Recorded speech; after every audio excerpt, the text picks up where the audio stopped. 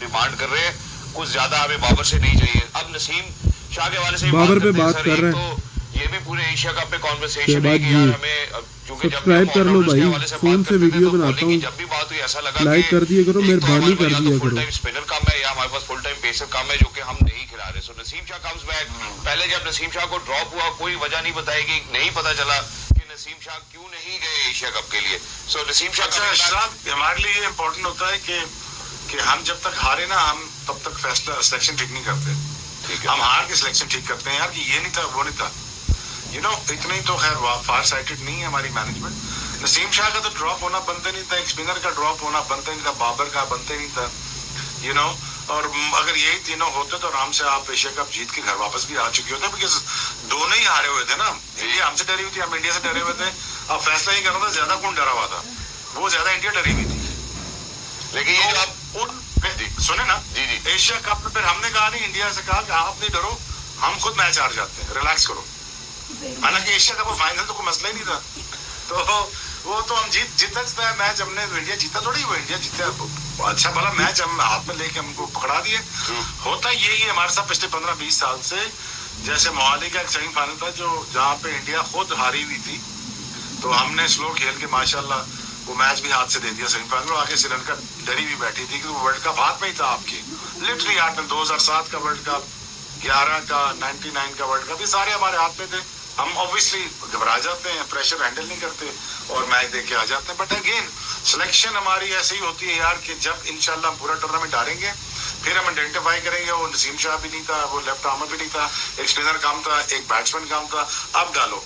तो यार देखो, ये जो आइंस्टाइन की थ्योरी है ना, जो हमारे पीसीबी में करते हैं, ये इनको थोड़े से एग्जाम्पशन आप देंगे, क्योंकि ये हारने के बाद ही फैसला करते हैं, ज्यादा दबाव मत डाला करें। शेख भाई, ये जो आपने अभी बात की ना कि इंशाल्लाह हारने के बाद, ये जो आपने इंशाल्लाह साथ लगाया ना, अब हम नहीं हारेंगे, क्योंकि अनफॉर्चुनेटली यहाँ हमारे जितने भी दोस्त अहबाब है ना, जब वो इंशाल्लाह कह देते ना, उसका मतलब ये होता है कि वो काम होगा नहीं। तो ये थोड़ा सा अनफॉर्चुनेट। जहाँ आपने जीतने की बात की यार, देखो यार शुजात, अल्टीमेटली देखो कितनी डिबेट कर लेंगे टीवी पे, कितना कह लेंगे हम सारे।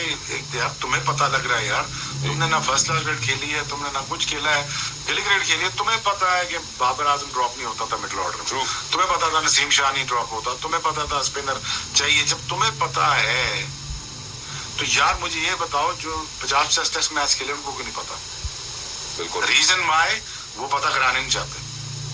कह रहे, पर ठीक है, ठीक हो गया शेख भाई। मैं जरा एक छोटे वक्फे की जानिब बढ़ना चाहता हूँ, वापस आता हूँ तो जरा इसके ऊपर मजीद बिल्डअप भी करूंगा। जहां अभी बाबर के हवाले से बात करें, एशिया कप में जाने से पहले जब स्क्वाड अनाउंस हो गया था एशिया कप के लिए, उससे पहले भी हमने जो सीरीज खेली, तो भी मैंने ये बात यहाँ इसी प्रोग्राम पे, इसी प्लेटफॉर्म के तवस्सुल से की थी कि बाबर जो है वो एशियन कंडीशंस के अंदर ड्रॉप नहीं होते। उनकी एवरेज भी सबसे ऊपर थी और स्ट्राइक रेट के हवाले से भी वो बेहतरीन खिलाड़ी थे with in the Asian conditions. But now जहां पे हम ये तफसीली गुफ्तगू करें, नसीम शाह इनकी बात करें, जिन खिलाड़ियों की भी हम वापसी देख रहे हैं T20 इंटरनेशनल फॉर्मेट में, बाजी भाई की भी मैं टेक लेना चाहता हूँ after short break. Don't go anywhere.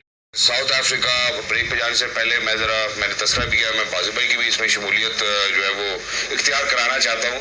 उसकी वजह यह है कि जहाँ बाबर आजम के हवाले से बात की, वो तो मेरा ख्याल है पॉइंट वेल नोटेड है। अब नसीम शाह की भी हमने बात की, पहले नहीं उन्होंने बताया जो एक इशू हमारी बॉलिंग में रहा कि वो हमारे पास पूरे बॉलर्स नहीं थे। हम कहते थे बॉलर्स है स्क्वाड में, हाँ, लेकिन हम उनको यूटिलाइज नहीं करते थे, ऑलराउंडर्स पे रहते थे। देखिए वो वसीम जूनियर जो थे वो तो आपके स्क्वाड में, लेकिन हमने उनको मौका ही नहीं दिया। तो बॉलर तो आप मतलब वो सलमान मिर्जा थे, तो फास्ट बॉलर तो थे आपके। तो सवाल जो पूछा जा रहा है वो ये कि ये जो ऑलराउंडर की रिलायंस है, ये अभी भी रहेगी, ये रहेगी ऐसी, ये हेड स्ट्रॉन्ग रहेगी। उन्होंने फॉर्मूला डिवाइस किया हुआ है कि हमने बैटिंग लंबी करनी है वरना T20 क्रिकेट खेली नहीं जाती। ये तो आपके कोच ने ये बताया हुआ है और उसी स्ट्रक्चर पे उन्होंने चलना है, तो वो ऑलराउंडर तो रहने हैं। अब नसीम शाह स्क्वाड में है या नहीं है, अगर वो 2 फास्ट बॉलर में आता है तो ठीक है। ये नसीम शाह तो आया है हारिस रऊफ की जगह, बिल्कुल, तो वो नसीम शाह तो उसकी जगह खेलेगा। अब वसीम का आप क्या करेंगे? वसीम जूनियर को फिर आप बारो बार ही रखेंगे, स्क्वाड का हिस्सा रखेंगे। हसन अली के साथ जैसे आपने किया, हसन अली का मैंने आपको बताया कि पाकिस्तान में उसने 5 आउट किया ना, पाकिस्तान में बांग्लादेश के खिलाफ। अगली सीरीज में आप उसको बांग्लादेश नहीं लेके जाते और फिर उसके बाद वो खेलता ही नहीं है। और वापस जब टीम वापस पाकिस्तान आ गई जहाँ उसने 5 आउट किए, यहाँ से उसका कमबैक वो बार हो गया।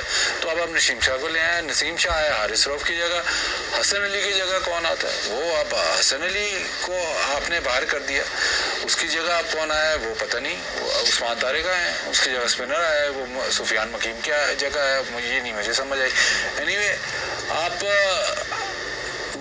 नसीम शाह और उस्मान तारिक तो चलो ठीक है, अब मान लेते हैं जी CPL खेल रहे थे, वहाँ पे इनकी परफॉर्मेंस थी, ठीक है, वो जो भी आप कहते हैं जी फॉर्म में आ गई, जैसे भी आप एक वो बता सकते हैं कि हाँ जी यहाँ खेल रहे थे। इस एशिया कप के बाद ये मतलब ड्यूरिंग एशिया कप या बाद में एशिया कप के ये इनकी परफॉर्मेंस है CPL में, तो उसकी वजह से हमने इनको लिया है। जो आपके बाकी लड़के आए हैं, अव्वल तो पहले ड्रॉप क्यों हुए थे, क्यों आप वापस आ गए, और दूसरी सवाल ये है कि किस परफॉर्मेंस की बुनियाद पे आए। उस्मान खान टीम में आया, उस्मान खान ने एशिया कप से लेके अब तक क्या परफॉर्मेंस, वो एक्सप्लेनेशन नहीं है ना कहीं पे, क्या परफॉर्मेंस है, क्यों, किस वजह से, अच्छा पहले उसको बाहर क्यों कर दिया था, अगर वो इतना था तो पहले क्यों बाहर हो गया था, और आप किस वजह से वो वापस आया। ये है कि रोटेशन पॉलिसी है कि अगर ये लड़के हैं वो एक सीरीज में परफॉर्म नहीं करते तो हम दूसरों को वापस ले आएंगे, ऐसे नहीं है।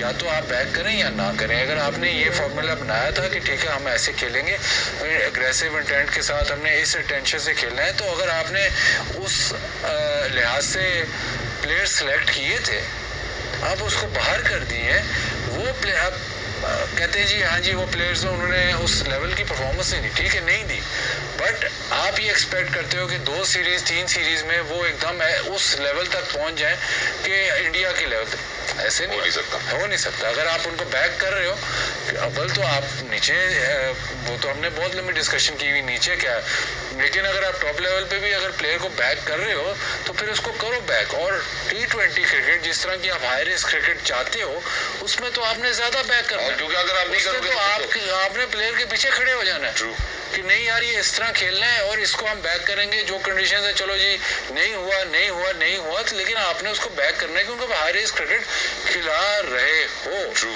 अगर आपने उसी तरह खिलानी है जो पहले हम खेलते आ रहे थे, तो फिर इतना बड़ा हवा क्यों बोले थे कि नहीं यार हमने इसको उसी ब्रांड को चेंज कर देना, हमने ऐसे कर देना, ऐसे कर देना। कंडीशंस को आपने नहीं सोचा, बांग्लादेश की कंडीशंस को नहीं सोचा, एशियन कंडीशंस को नहीं सोचा कि यहाँ पे हमने ऐसे खेलना है, स्पिनर हमने नहीं डालना, सॉरी एक जेन्युइन बॉलर नहीं डालना, बाकी टीमें डाल रही, आपने नहीं डालना, क्योंकि हमने बैटिंग लंबी खेलनी, फेयरलेस क्रिकेट खेलनी। जब आपने फेयरलेस क्रिकेट खेलनी है तो फिर आप उसी तरह आप लीवे देते हो बैटर को उन जगहों पे आप कह रहे हो जहाँ पे 160 170 है, उन जगह पे आप कह रहे हो कि आपने 190 200 करना है, बिल्कुल।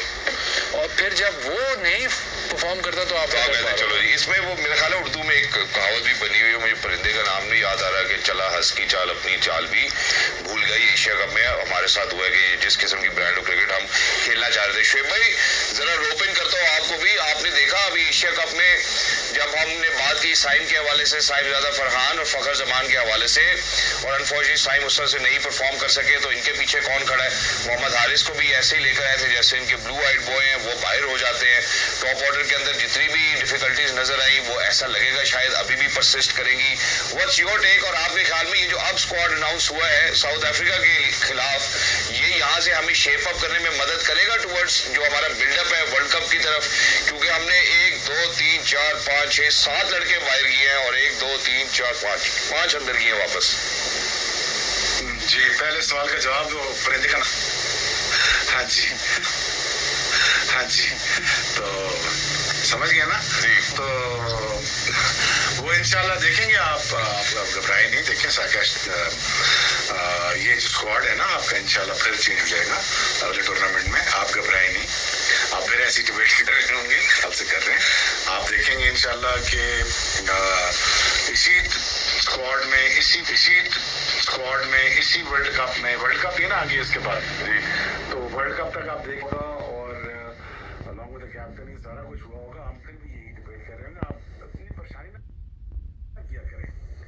अच्छा भाई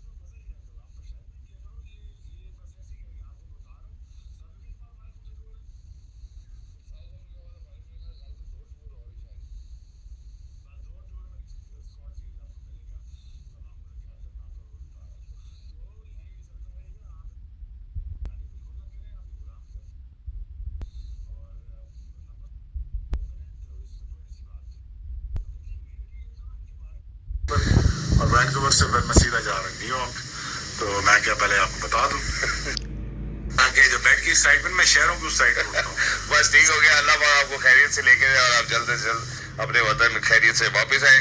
तो बाजी भाई कहना तो शिव भाई का भी ठीक है कि ये जो हम रोज बात करते हैं, उन्होंने कहा यार हम अपने प्रोग्राम में हमने कितने पैनलिस्ट चेंज किए, कोई नहीं किया, हार्डली एनी रिजल्ट्स भी ओरिएंटेट किए। कह रहे वहाँ तो हर दफा जब कोई नई सीरीज आएगी, जब कोई नया मैच आएगा, हमें ये मैं कह रहा था कि नाराजगी तो आपसे है कि आप बार बार सवाल करते हैं, ऐसे वैसे ऐसे हमें डिबेट करवा के मार देते हैं। बात तो वही की हो जाती है। बात वहाँ क्यों खड़ी? अब मैं इस बात ये लाना चाहता था, मैं इस बात पे इसलिए लेके आता हूं कि जब हम यहाँ पे बैठे हैं, एक और सवाल ले आया। बात तो कर रहे थे। ये सवाल मैंने आपसे इसलिए पूछा था कि जो आपका जवाब आएगा उससे ये सवाल वाजे हो जाएगा कि जवाब ये वजाहत कर देगा कि जब बैठ के बात करते हैं हम कोशिश ये करते हैं कि शायद इन लोगों की हमारी जो मतलब अंडरस्टैंडिंग है या हमारी जो सोच है या हमारी जितना लेवल है वो शायद हमारा उतना लेवल नहीं है, वो उस लेवल से बहुत आगे हैं।